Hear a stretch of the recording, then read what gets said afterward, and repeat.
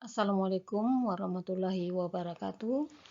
Salam sejahtera buat kita semua. Bertemu lagi kita pada mata kuliah Ekonomi Teknik. Kali ini dengan topik bahasan Rate of Return.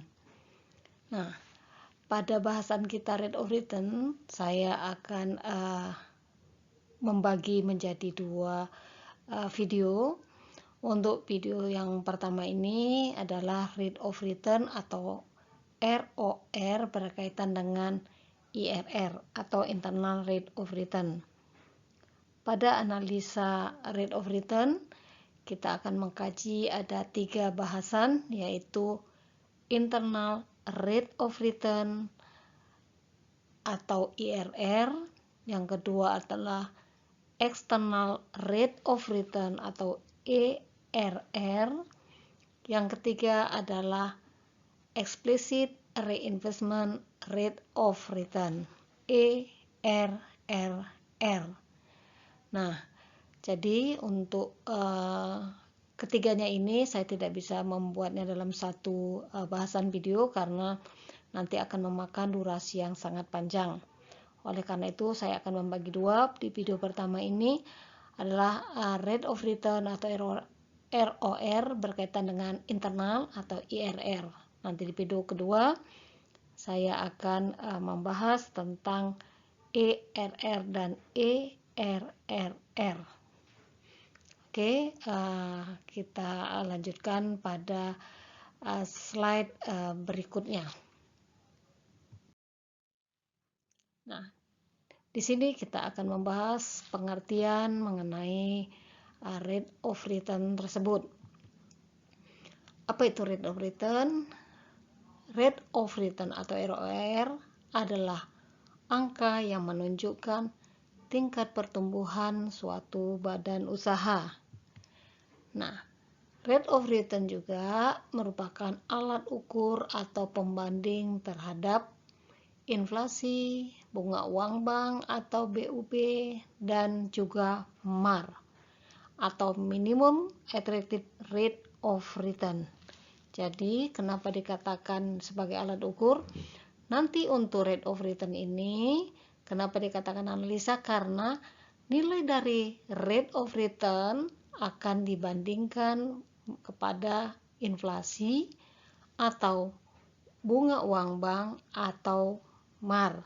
Jadi silakan pilih mau dibandingkan dengan yang mana, tergantung dari sumber pembiayaan atau sumber dana yang akan digunakan. Nah, jadi di sini jawaban untuk rate of return nanti adalah apakah proyek tersebut layak atau tidak layak, atau apakah suatu usaha tersebut layak untuk didirikan atau tidak. Jadi bukan angka tersebut yang menjadi tolak ukur kita menyatakan itu bagus atau tidak, tetapi akan dibandingkan dengan ketiga hal ini, yaitu bisa dengan inflasi, bisa dengan bunga uang bank, dan bisa juga dengan MAR. Nah, untuk indikator ini bagaimana kita mengukurnya? Kalau rate of return nanti lebih kecil dari inflasi, maksudnya nilainya ya, nilai yang kita dapat dari perhitungan rate of return itu lebih kecil daripada inflasi atau lebih kecil daripada bunga uang bank atau lebih kecil daripada MAR, maka usaha tidak visible atau tidak layak untuk dilanjutkan. Nah, kalau kita akan buat untuk yang pertama kali, berarti tidak layak untuk didirikan atau dibuat. Sebaliknya, jika ROR nilainya nanti lebih besar daripada inflasi atau nilai ROR lebih besar daripada bunga uang bank atau lebih besar daripada MAR, maka usaha tersebut visible atau layak untuk dibuat atau dilanjutkan. Nah, selanjutnya kita lihat bagaimana kelanjutan atau pembandingan ini.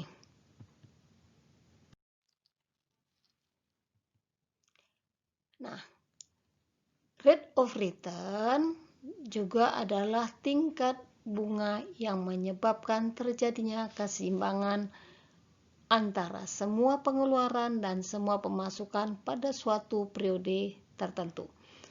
Maksudnya di sini apa? Di sini kalau kita untuk mendapatkan nilai rate of return, maka rate of return itu pada tingkat bunga berapa sehingga terjadi keseimbangan antara pengeluaran dan pemasukan. Nah, di sini pada poin kedua yaitu ROR adalah suatu tingkat penghasilan yang mengakibatkan nilai NPW atau Net Present Worth dari suatu investasi sama dengan nol. Apa maksudnya? Maksudnya itu begini. Pada bunga berapakah maka nilai pemasukan kita dan pengeluaran kita itu sama dengan nol. Jadi, kalau selama ini kita menghitung nilai present, kita menghitung nilai prinsipal, kita menghitung nilai future, kita menghitung nilai annual, maka kali ini kita akan menghitung nilai I-nya. Jadi, seperti kita ketahui bahwa untuk perhitungan berkaitan dengan bunga, kita akan ada 3 item yang harus kita tahu.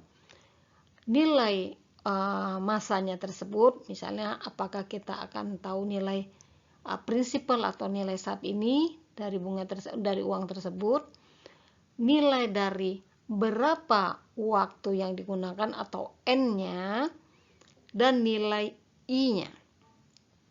Nah, untuk kali ini yang dicari adalah I-nya. Jadi, prinsipal dan N-nya biasanya diketahui. Kalau selama ini prinsipal atau future atau annualnya yang dicari.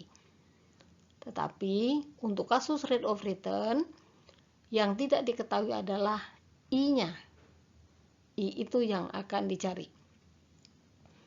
Untuk mengetahui nilai I, maka I itu adalah berapakah nilai pemasukan dan pengeluaran itu pada tingkat I berapa sehingga itu menjadi 0. Ya. Nah, kalau secara matematis maka dapat kita buat sebagai berikut. Net PW sama dengan 0. Apa itu net PW? Net PW itu adalah net present worth. Ya. Jadi pendapatan bersih itu sama dengan 0. Jadi kita tidak dapat pendapatan dan kita tidak ada pengeluaran. Oke. Selanjutnya bisa juga jadi net PW itu apa? Kan pendapatan bersih, tapi berdasarkan presentnya atau prinsipal karena net present worth. Jadi yang kita cari adalah P-nya. Oke, untuk lebih jelas, sebentar saya buat saya akan tuju menggunakan pointer. Oke, jadi kuncinya adalah kita lihat ini. P. Pada saat saya katakan net PW, maka yang hitungannya nanti berdasarkan present. Kalau net AW atau NAW, itu berarti yang ditanya adalah annual. Ya. Nah, kalau net PW, maka adalah PW pemasukan dan PW pengeluaran sama dengan 0. PW itu apa? Present worth. R itu apa? Itu adalah receipt, kadang-kadang disebutnya receipt atau revenue. PWE ini adalah eksplisit. Jadi, present worth pemasukan dikurangi dengan present worth pengeluaran sama dengan 0. Jadi, PWR adalah nilai present worth dari semua pemasukan dikurangi dengan nilai present worth dari semua pengeluaran itu menjadi 0. Jadi pada tingkat bunga berapa? Ya. Atau bisa kita jabarkan rumusnya sebagai berikut. Jadi RT, PF, IT. Nah, ini yang diingat ini saja. Ini pemasukan, kalau R itu receipt, pemasukan itu eksplisit, pengeluaran. Kenapa pakai P? Tergantung. Apakah selamanya pakai P? Tidak mesti.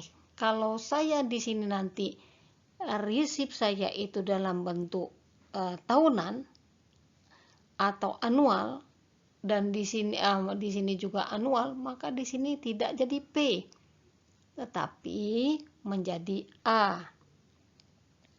Ya, jadi supaya tahu. Jadi kalau A, karena ini harus dalam bentuk yang sama. Tidak bisa kita yang satu nanti ada di tahun kelima, yang lainnya ada di tahun ketiga, itu tidak bisa ditambah kurangkan, harus dijadikan dalam satu tempat. Ya, apa itu RT? RT adalah penerimaan neto yang terjadi pada periode KT. Jadi pada tahun keberapa, dan RT adalah pengeluaran neto yang terjadi pada periode KT, termasuk investasi awal. Jadi dikumpulkan semua, prinsipnya pemasukan dikumpulkan jadi satu, pengeluaran dikumpulkan jadi satu, dikurangkan itu harus sama dengan 0. Tapi I-nya tidak diketahui, kita cari I-nya berapa. I ini dan ini harus sama, sehingga nanti nilainya ini adalah 0. Oke.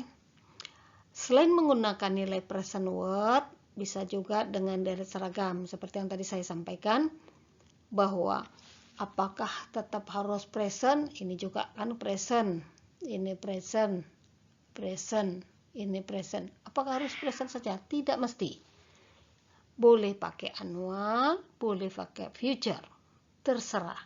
Yang penting memindahkan seluruh nilai pada satu tempat, di mana nanti pendapatan dikurangi pengeluaran harus sama dengan 0. Oke, jadi kalau menggunakan annual word biasanya digunakan EUAR, EUAC. Apa itu? Equivalent Uniform Annual Revenue dan Equivalent Uniform Annual Cost. Jadi setiap kalian membaca simbol atau lambang-lambang yang digunakan seperti ini, yang kuncinya adalah tidak perlu kalian lihat panjang-panjangnya, lihat saja. Kalau ini ada P, present dia. Present itu artinya yang dicari adalah saat ini. Word menyatakan masuk. Kalau cost itu menyatakan keluar. Jadi kalau nanti ini dihitungnya adalah NPC, itu berarti kita bicara cost. Kalau NPW itu kita bicara pemasukan. Sama dengan ini. EUAR, yang jelas equivalent uniform. Annual. Nah, annual itu adalah tahunan. Equivalent uniform annual cost. Kalau ini masuk, berarti cost keluar. Ya.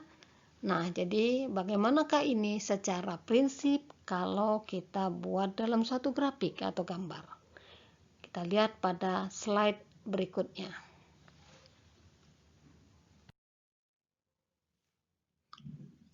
Oke, pada slide ini kita lihat tipe grafik hubungan antara I dengan net present word dan posisi I atau ROR. Jadi di sini kita lihat begini. Ini ke atas adalah pemasukan, nanti ke bawah adalah pengeluaran. Ini titik nolnya. Ini I-nya. Jadi pada I0, nah, kalau I-nya kita letakkan I-nya 0, berapakah nilai net present word-nya? Kalau plus berarti dia belum pada titik garis ini ya. Kita cari lagi.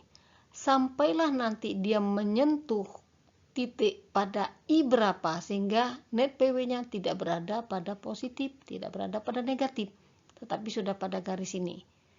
Nah, demikian juga pada gambar kedua. Kalau dia negatif, maka tambahkan lagi supaya dia menjadi ke arah positif, sehingga nanti ada satu titik yang memotong, di mana titik itu adalah jawaban untuk nilai I-nya. Nah, itu dia. Nah, mungkin kalau Anda bingung dalam masalah ini, kita buat dalam bentuk case. Jadi kita buat dalam bentuk kasus, bagaimanakah prinsip dalam penentuan ini. Ya. Jadi kalau selama ini Anda menghitung faktor bunga uang bank atau faktor bunga uang, maka yang diketahui I dan N-nya itu otomatis diketahui. Sekarang I-nya tidak diketahui, tetapi I-nya yang dicari. Oke ya, kita coba lihat pada slide berikutnya. Nah, di sini untuk perhitungan, maka kita lihat dulu, kita masuk kepada pembahasan yang mana, karena masing-masing nanti berbeda. Nah, kita awali dengan rate of return. Pada rate of return itu ada terbagi tiga, seperti yang di awal telah saya sampaikan. Yang pertama adalah internal rate of return atau IRR. Yang kedua adalah external rate of return atau ERR. Dan yang ketiga adalah explicit reinvestment rate of return, ERRR. Jadi kita punya tiga. Nah, jadi sebelum kita melakukan ke kasus atau perhitungan, jadi kita bahas dulu yang tiga ini. Jadi sehingga kamu tahu pada saat kamu akan menghitung IRR, itu tidak sama dengan ERR, tidak sama dengan ERRR.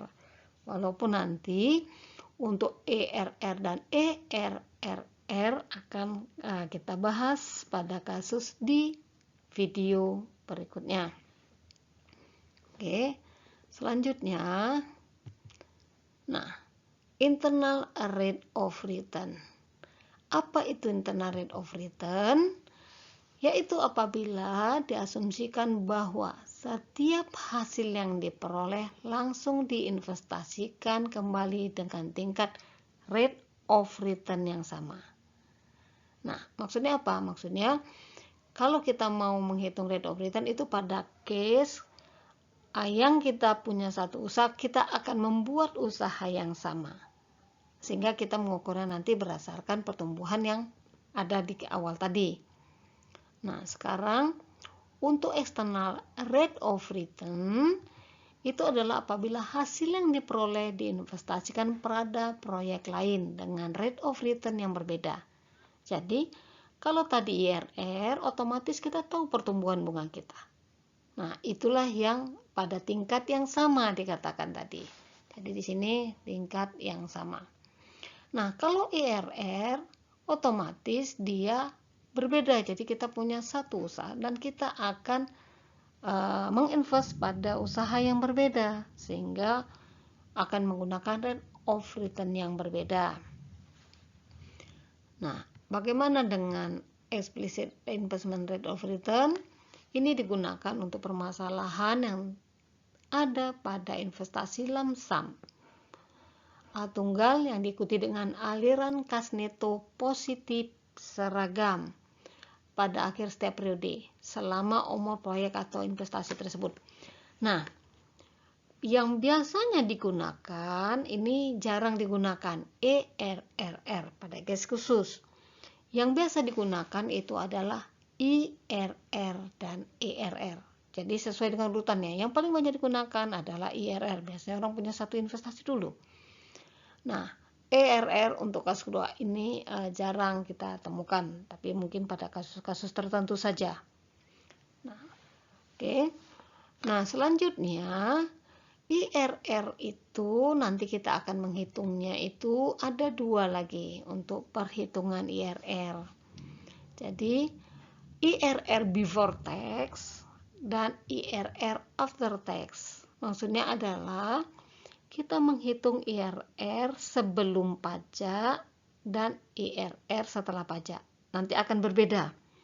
Jadi pada sebelum pajak kita menghitung secara umum atau normal, tetapi kalau nanti mau tahu berapa nilai IRR setelah pajak atau after tax, maka kita akan menggunakan nilai depresiasi. Jadi akan memasukkan nilai depresiasi. Nah, itu kalau kita mau menghitung IRR after tax atau setelah pajak, maka faktor depresiasi juga akan dilibatkan. Kalau IRR sebelum pajak, depresiasi tidak kita perhitungkan. Ya, kita masuk ke slide berikutnya. Nah, sekarang kita mau ambil case. Tadi saya sudah ini untuk mengingatkan saja ya. Apabila diasumsikan bahwa hasil yang diperoleh langsung diinvestasikan kembali dengan tingkat ROI yang sama. Nah, kita ambil case-nya. Kasus pertama.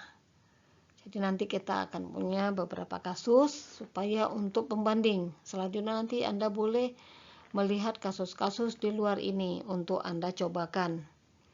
Ya. Di sini kita lihat suatu proyek dengan investasi sebesar $41.500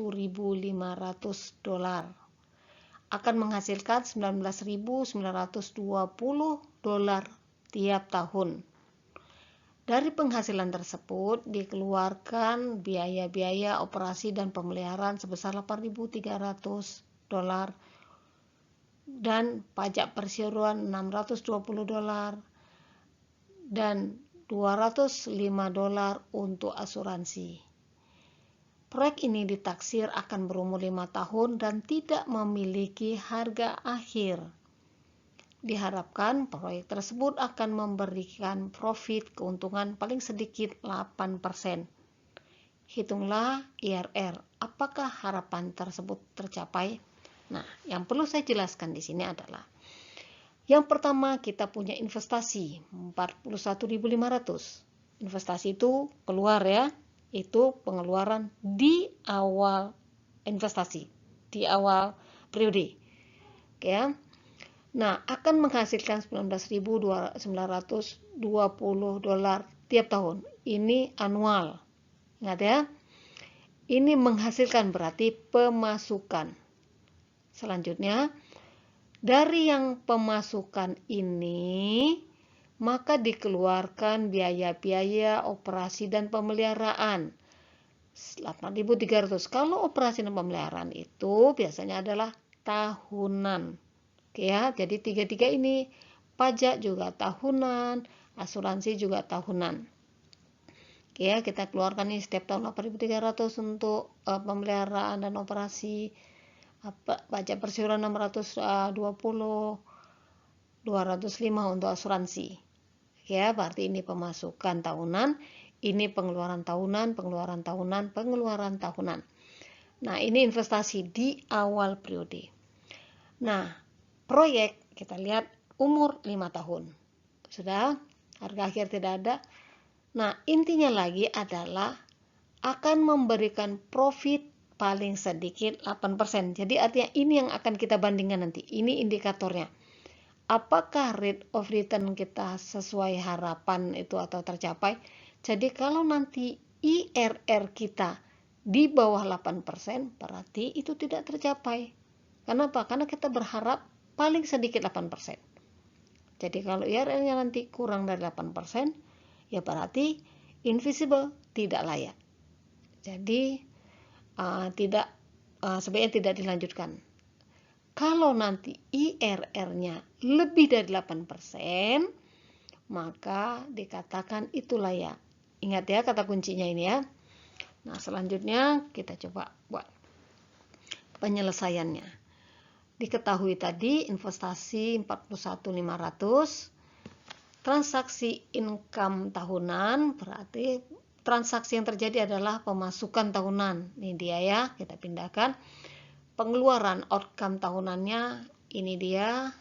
Mana dia? Satu lagi ini asuransi. Sudah. Ini pengeluaran semua. Nah, kita jumlahkan pengeluarannya dapat 9.125. Kalau gitu, berapakah pendapatan bersih? Pendapatan bersih itu apa? Pemasukan dikurangin total pengeluaran. Ini dia. Jadi pendapatan bersihnya adalah 10.795. Ya. Ingat lagi tadi investasi 41.500. Pendapatan bersih. Jadi ini jangan diperhitungkan lagi karena sudah dijadikan satu di sini. Sudah menjadi 10.795 dolar. Nah, ditanya IRR. Oke ya, ini yang kata kuncinya tadi ya, ini yang harus diingat. Investasi, pengeluaran bersih tahunannya. Jadi kalau kita lihat di sini tidak jadi pengeluaran lagi karena dia plus. Kalau plus berarti pendapatan bersih. kita akan bandingkan 8% dengan 5 tahun. Oke. Untuk hal ini lebih gampangnya nanti kita buat dalam bentuk cash flow. Kita lihat pada slide berikutnya.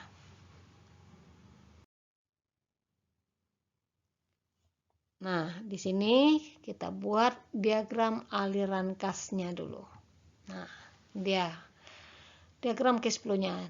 Tadi sudah saya sampaikan bahwa investasi itu di awal periode 41.500. Investasi itu kan uang yang kita keluarkan. Nah, pemasukan yang terjadi tadi yang sudah bersih berapa? 10.795. Berapa tahun? 5 tahun. Berarti dari tahun pertama sampai ke 5 ini kita sudah dapat pemasukan. Oke ya. Nah, ini mau kita hitung. Kalau sebelumnya kamu faktor bunga itu kamu dicari ada nilai ini, ada nilai ini, ada N-nya. Kalau I-nya berapa persen, berapakah nilai di akhir? Kan selalu gitu. Ini sekarang yang ditanya adalah I-nya. Nah, kita selesaikan bagaimana? Seperti tadi yang saya katakan, bahwa intinya adalah pemasukan dikurangi pengeluaran adalah berapa, atau pengeluaran ditambah pemasukan sama dengan 0. Jadi pengeluarannya berapa? Minus 41.500 sudah ditambah 10.795 dolar P per A. Kenapa ini P per A? Karena ini di awal. Angka ini pun kalau mau kita tambah kurangkan harus kita pindah ke awal biar bisa ditambah kurangkan.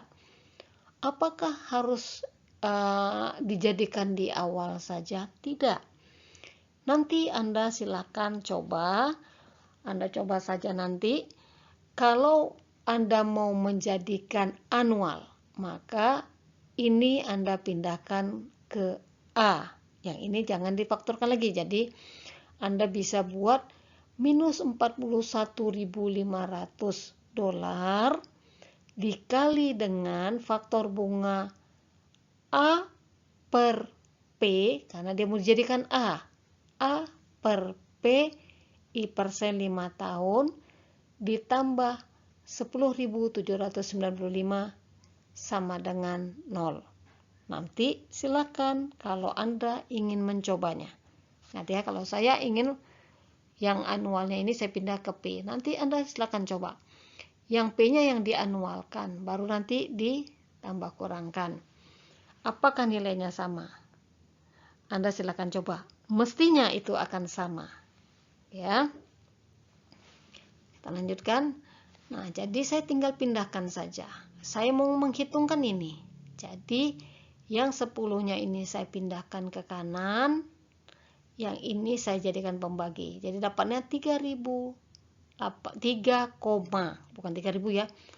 3,8444. Nah, kenapa saya bikin X0 di sini? Begini.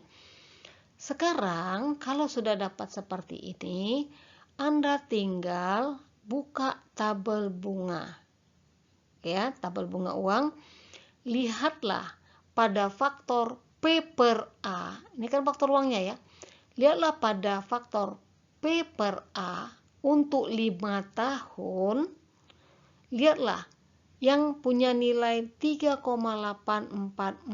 itu pada I berapa?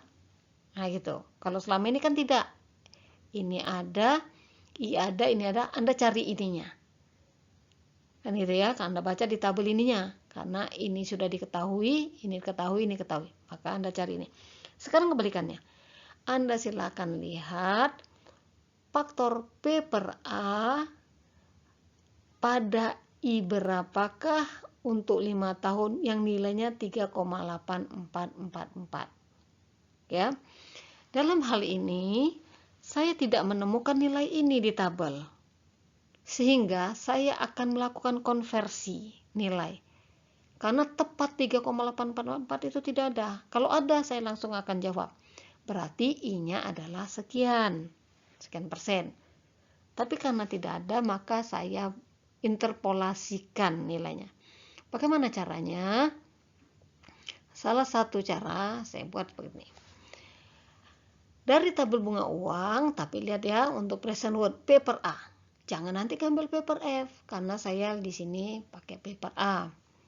Paper A 8% 5 tahun. Karena saya lihat nilai 3,8444 itu berada di antara 3,9927 dan 3,7908.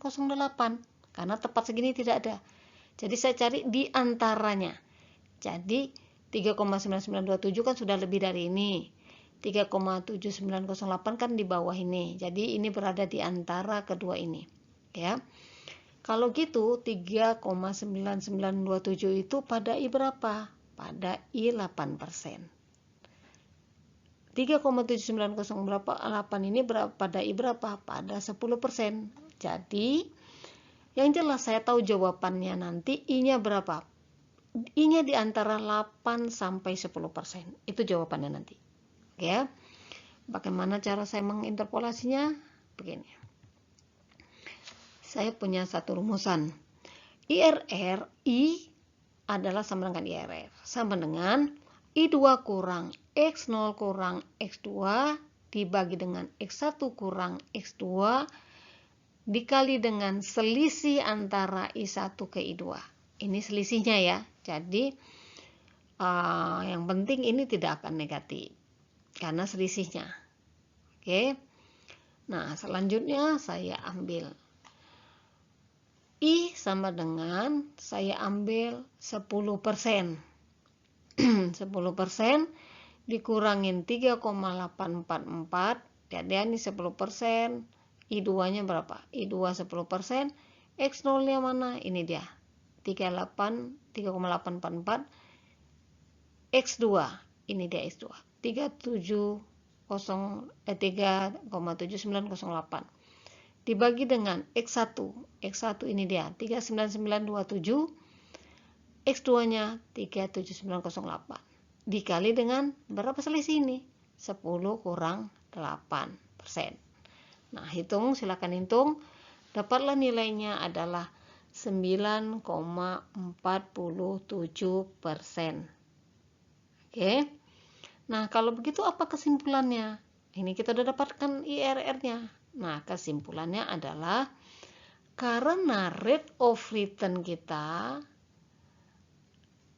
lebih besar daripada profit yang kita harapkan, maka harapan tersebut tercapai. Karena pas tadi kita mengharapkan 8%, paling sedikit 8%. Nah, kita dapat 9,47%.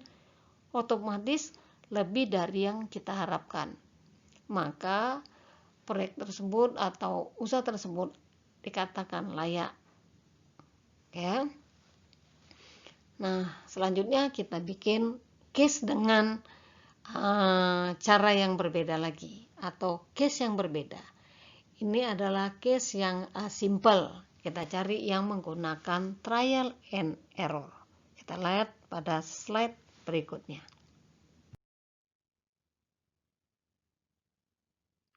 Oke, kita lihat pada kasus 2. Seorang investor akan membeli sebuah aset. Kita beli sebuah aset ya. Beli aset itu di awal 109. Pada akhir tahun ke-7, aset dapat dijual. Ingat ya, umur pakainya 7 tahun ini. Pada di akhir tahunnya nanti kita bisa jual seharga 220.000. Dengan komisi penjualan 5%. Artinya kalau itu kita jual, kita kasih orang untuk ngejualnya tadi itu 5%. Berarti uang untuk kitanya berapa? 95% kan? Dari 220.000 tadi. Nah, itulah IRR jika data aliran uang adalah sebagai berikut.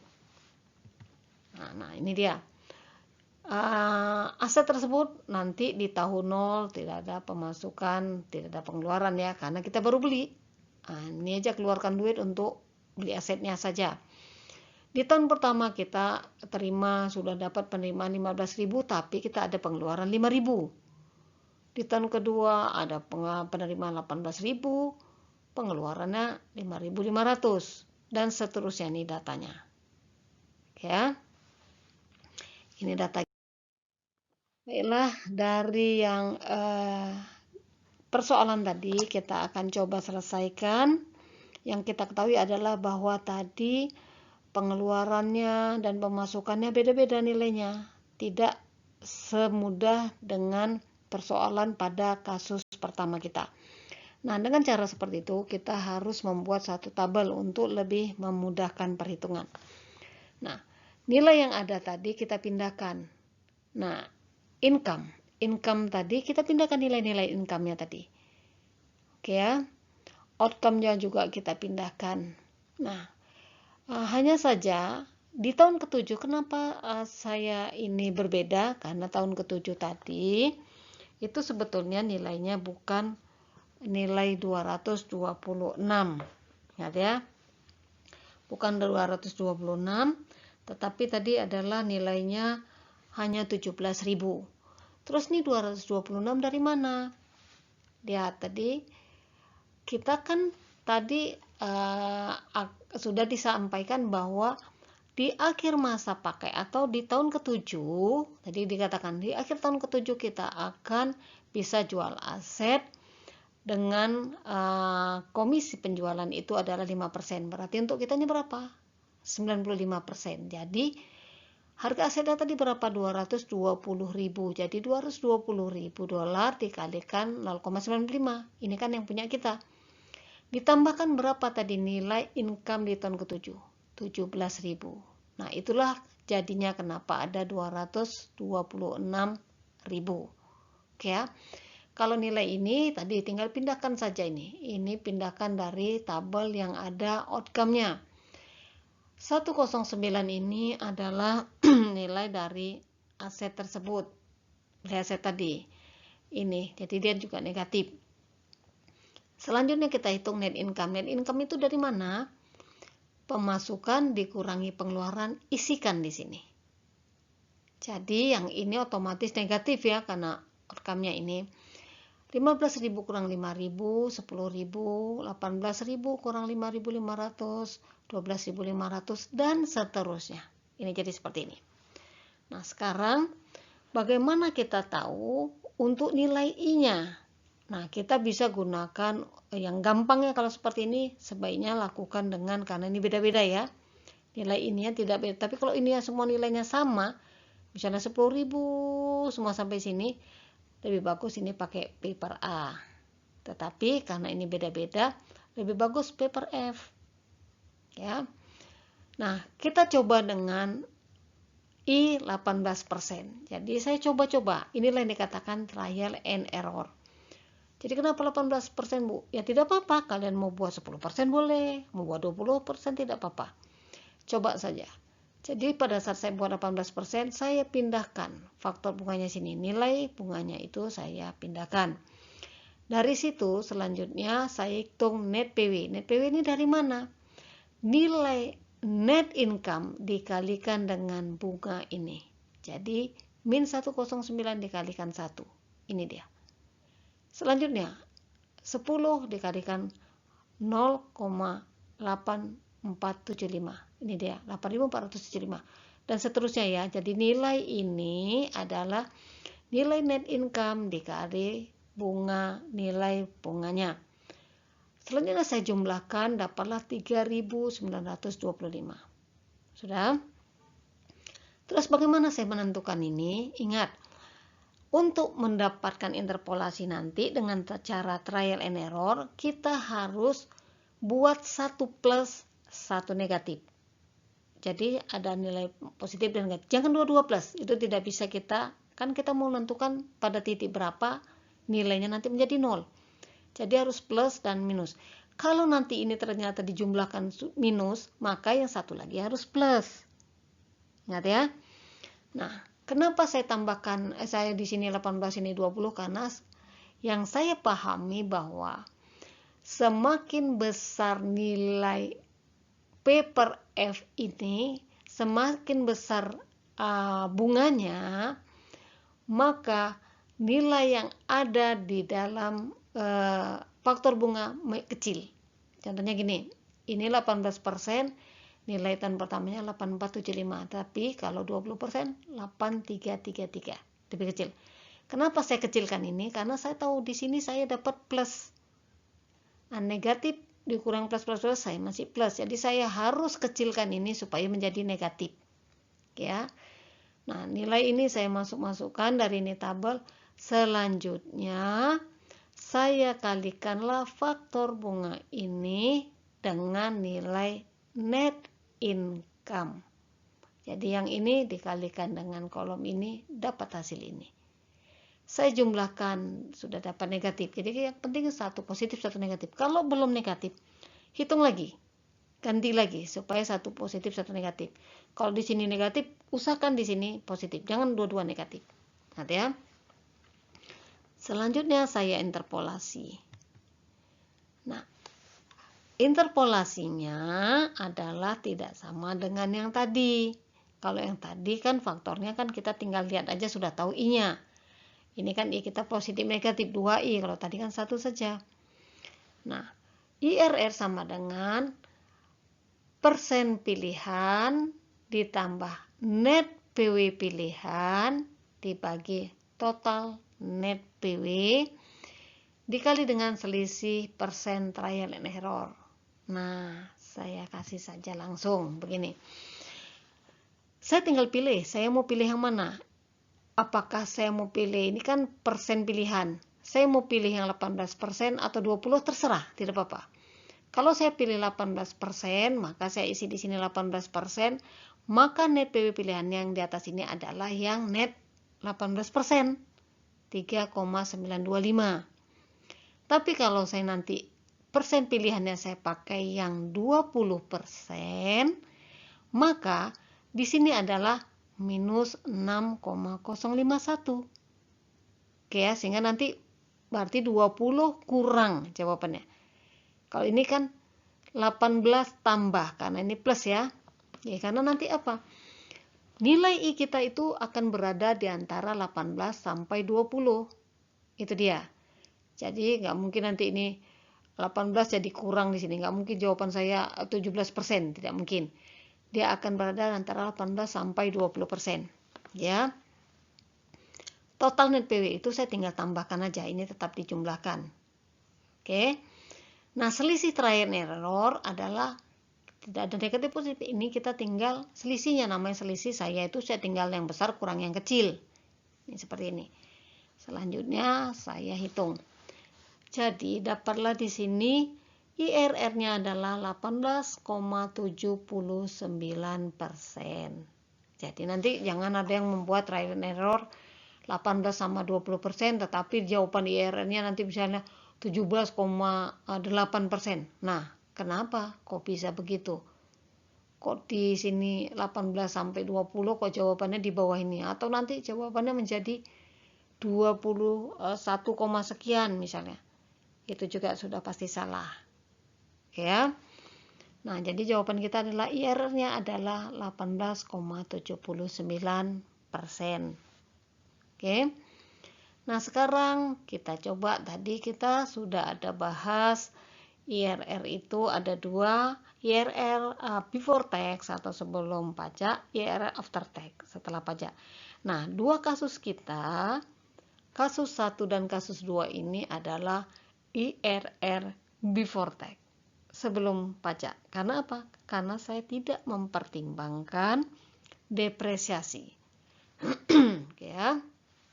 Sekarang kita coba kasus dengan IRR after tax atau setelah pajak.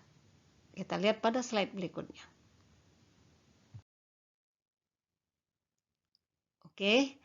Nah, sekarang kita lihat untuk kasus 3.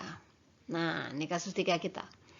Sebuah perusahaan menginvestasikan dana sebesar 60.000 untuk membeli sebuah mesin. Investasi ini akan mengurangi ongkos produksi sebesar 10.000 tiap tahun selama 15 tahun. Ingat ya, kalau ada bahasa akan mengurangi ongkos produksi, berarti ini pemasukan, karena mengurangi ongkos, mengurangi biaya. Jadi dia pemasukan, dapat 10.000 tiap tahun selama 15 tahun. Ya. Investasi didepresiasikan dengan cara straight line atau garis lurus. Nah, kalau nanti tidak dikasih tahu depresiasinya menggunakan apa? Silakan Anda pilih. Anda boleh pakai straight line, Anda boleh gunakan DDB, double declining balance, Anda boleh gunakan SOYD, sum of years dikit, terserah Anda pilih. Tetapi biasanya orang akan suka sekali menggunakan straight line. Kenapa? Karena itu paling simple dan paling mudah, dan itu tetap diterima oleh pajak. Ya. Nah, straight line selama 30 tahun. Dah. Dengan tanpa harga akhir, berarti harga akhirnya sama dengan 0. Apabila rata-rata pajak pendapatan adalah 20%, hitunglah IRR setelah pajak. Jadi ingat ya, ada bahasa IRR setelah pajak. Kalau saya ada IRR setelah pajak, maka saya akan mempertimbangkan depresiasi. Itu saya pertimbangkan. Oke, bagaimanakah penyelesaiannya? Nah, saya kumpulkan. Pertama sekali, kita akan hitung dulu depresiasi. Jadi ibaratnya, kalau kita mau melakukan pengeluaran, sebelum diambil duit kita minta dulu dana depresiasi kita, supaya pajak kita berkurang. Nah, depresiasi kita adalah pakai straight line. Straight line itu apa? P kurang F dibagi N. Harga awal dikurangi harga akhir dibagi N. Harga awalnya berapa? Ini kan dia tadi 60.000. Harga akhirnya tidak ada tadi ya, 0. Masa pakai tadi berapa? 30 tahun. Tidak sama dengan mengurangi ongkos dia di 15 tahunnya itu berbeda, tapi ini untuk asetnya. Maka dapat 2.000. Oke, ini dana depresiasi dianggap pengeluaran, padahal dana itu untuk kita. Nah, kalau begitu baru kita hitung pengeluaran pemasukan. Pendapatan yang dikenakan pajak adalah tadi pendapatan keuntungan kita kan 10.000. Nah, waktu mau diminta pajak jangan kasihkan 10.000-nya. Jangan pajak pendapatannya 20.000. 20%. Terus kamu kasih keuntungan saya itu dapat 10.000. Berarti dipajak 20%, kita setor kepada mereka itu sebesar berapa? 2.000. Oh, jangan. Nah, kita bilang tunggu. Saya mau ambil dana depresiasi dulu. Makanya kita hitung dulu. Ini untung kita, untuk depresiasi kita keluarkan. Berarti sebetulnya keuntungan kita tinggal 8.000, bukan 10.000. Nah, itu dia. Selanjutnya, pengeluaran pajak. Jadi, yang dikenakan pajak tidak 10.000 lagi, tetapi si 8.000-nya.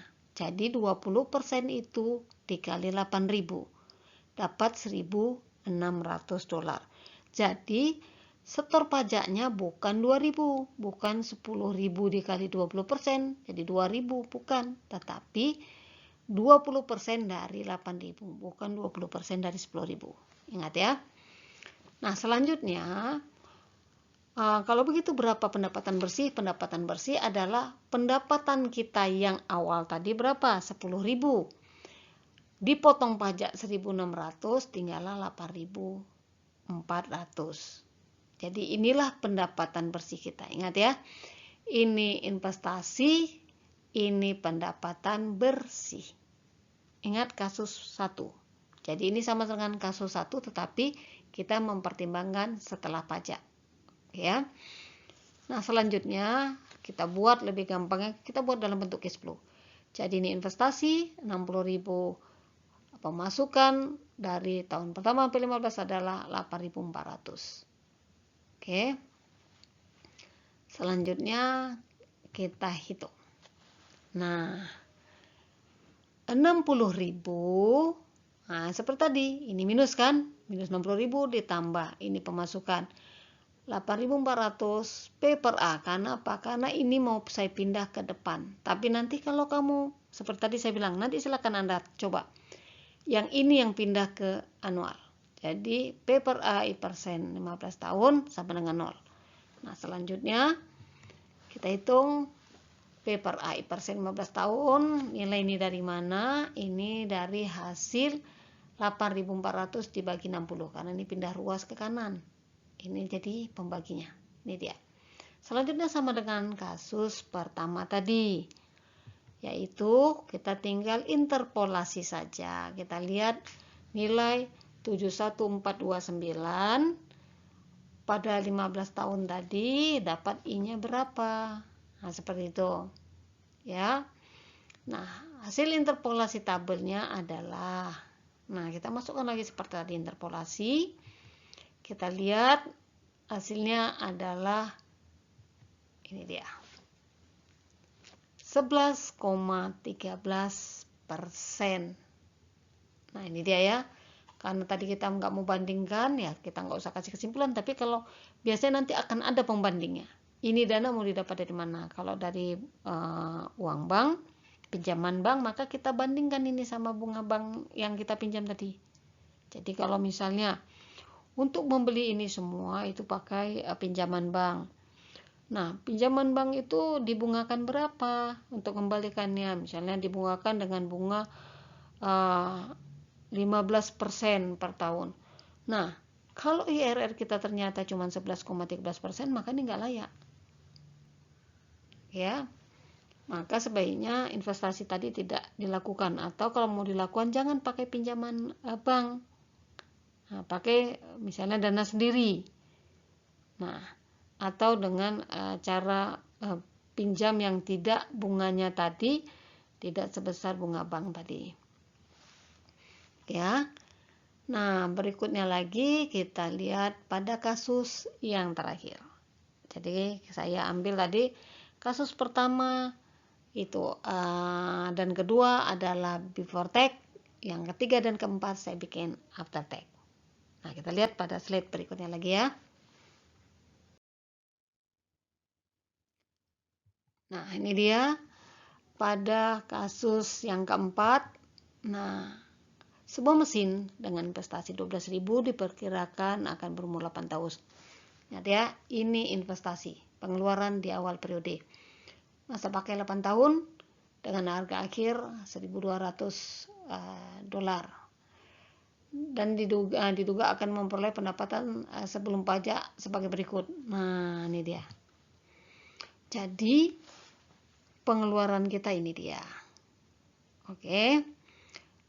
Pendapatannya kita akan dapat untung nih dia. Tahun pertama sekian, tahun kedua ini dia, 3 ini, 4 ini, 5 ini. Nah, selama 8 tahun.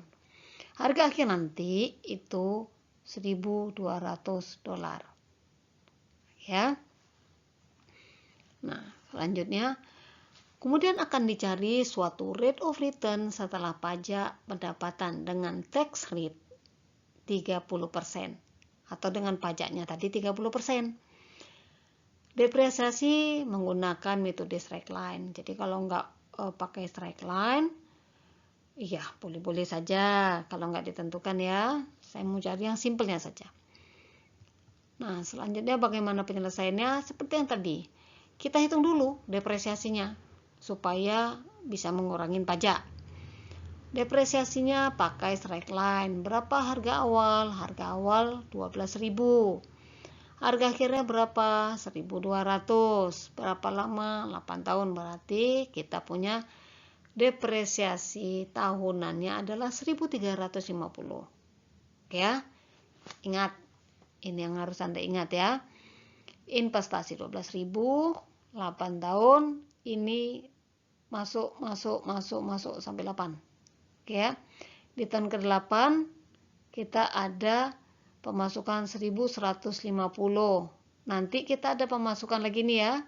Harga akhirnya 1.200. Jadi 1.200 ini tambah ini. Jadi kita sebetulnya tahun ke-8 itu punya bukan ini saja. Ini kan yang aktual ininya ya. Nanti jual asetnya kan kita dapat ini lagi. Oke. Kita buat lagi dalam bentuk tabel. Karena kenapa pakai tabel? Karena ininya beda-beda. Jadi akan sulit kalau kalian menggunakan cara case 1 atau case 3. Oke. Nah, sekarang kita selesaikan. Nah, saya selesaikan dengan menggunakan tabel. Tadi sudah saya katakan income before tax. Nah, income before tax ini adalah pendapatan kita sebelum pajak. Ini investasinya minus 12.000. Ini pendapatannya yang tadi, yang saya ambil dari nilai tahun pertama sampai tahun ke-7. Yang tahun ke-8 ini, seperti yang saya bilang tadi, tahun ke-8 kita kan punya dua. Ada nilai jual aset $1.200, dan nilai di tahun ke-8 pun itu kita punya pendapatan $1.150. Nah, jadi ini ditotalkan menjadi $2.350. Oke ya.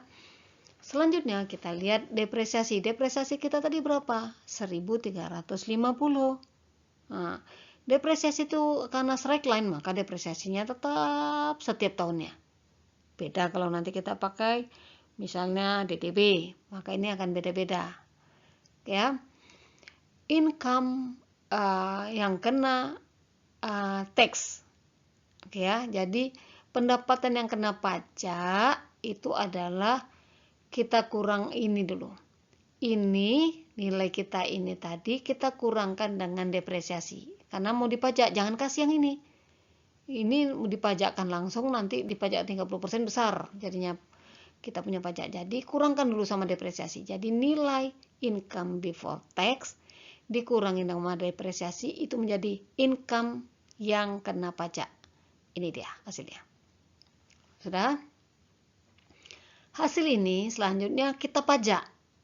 Nah, jadi yang dipajakkan ini adalah bukan angka ini, tapi angka dari yang kolom income kena tax. Oke ya. Nah, jadi nilai ini dikalikan 30%-nya itulah pajaknya. Jadi pajak pendapatannya adalah yang nilai ini dikalikan 30%. Nah, hasilnya ini dia. Masing-masing dikali 30%. Pada tahun ke-7, kenapa pajaknya 0? Karena pajak tidak akan dikutip kalau nilai kita itu minus. Kita tidak dapat untung, bagaimana kita bisa kena pajak? Jadi pajak itu kan dari hasil keuntungan kita. Nah, karena tahun ke-7 kita tuh tidak untung, maka tidak kena pajak. Itu yang gunanya tadi depresiasi. Seandainya kita tidak hitung depresiasi, maka ini kena pajak 1.300 yang dipajak 30%. Tapi karena kita ambil dana depresiasi menjadi minus, jadi kita tidak keluarkan pajak. Ya. Jadi ini dia yang kena pajak. Ini dia pengeluaran kita yang pajak pengeluaran kita nih dia. Selanjutnya, dari manakah net income? Net income ini berasal dari income before tax atau kolom income before tax ini dikurangkan dengan tax. Jadi berapa pajak kita? Jadi income kita ini dikurangi dengan pajak. Jadi ini udah pasti negatif. 3.700 dikurangin 705. Ini dia. 3.000 dikurangin 495, ini dia. Dan seterusnya. Jadi yang ini 1.300 kita nggak keluarkan pajak. Jadi tetap income, net income-nya 1.300. Nah ini dikurangin 1.000. Dikurangin 30. Maka dapatnya nilainya nih. Oke ya, 30. Oke. Nah, selanjutnya ini dia. Jadi kolom nilai ini dikurangi dengan tax, maka dapatlah nilai net income. Oke. Nah, selanjutnya kita lihat trial and error. Trial and error sama seperti tadi. Kita coba saja, coba pada 10%. Nah, pada 10% kita hitung nilainya. Sudah, kita hitung nilainya tadi, dapatnya berapa? Ini kita isikan dari tabel bunga. Nah, kita kalikan nilai net income dikali dengan P per F, itulah kita isikan ke net PW-nya. Selanjutnya kita jumlahkan. Nah, di IRR yang berikutnya, karena ini negatif, maka kita berusaha yang satunya adalah positif. Nah, positifnya gimana? Ya, berarti karena ini negatif, berarti ini besar. Supaya positif, kita kecilkan IRR-nya. Nah, kita isikan lagi di sini dari tabel bunga. Kita kalikan lagi net income dikali dengan nilai bunganya tadi, masuklah kepada net PW. Kita totalkan menjadi nilainya 659. Atau kita gunakan ini menjadi nilainya adalah positif. Jadi 1 negatif, 1 positif. Selanjutnya tinggal kita interpolasi.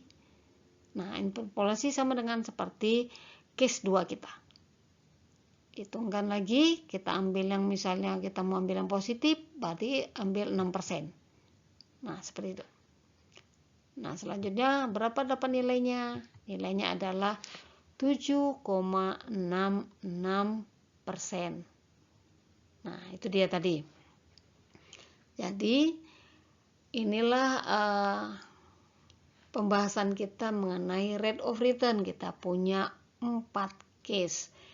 Case 1 dan case 2 itu berkenaan dengan IRR before tax, sementara case 3 dan case 4 itu adalah IRR after tax. Ya. Kita pada video kali ini kita masih membahas tentang IRR. Jadi kita belum bahas tentang IRR-nya. Oke, jadi itu saja yang perlu Anda pahami. Semoga Anda bisa ikut mengulang. Nah, untuk mengulang kaji ini, seperti tadi yang saya bilang, pada case 1 dan case 3, Anda bisa coba, Anda tidak usah pakai P per E, tapi pakai A per P. Oke, nanti coba sama tidak jawabannya. Oke, kita lanjutin. Jadi, itulah tadi pembahasan kita tentang rate of return. Semoga Anda dapat memahaminya. Nah, semoga ini bisa bermanfaat dengan keterbatasan durasi kita. Semoga ini cukup bisa Anda pahami. Oke, kita ketemu lagi nanti pada video berikutnya berkaitan dengan rate of return pada pembahasan ERR atau external rate of return dan ERRR, explicit reinvestment rate of return. Semoga video saya kali ini dapat membantu Anda dalam memahami mata kuliah ekonomi teknik berkaitan dengan rate of return. Wabillahi taufiq wal hidayah. Wassalamualaikum warahmatullahi wabarakatuh.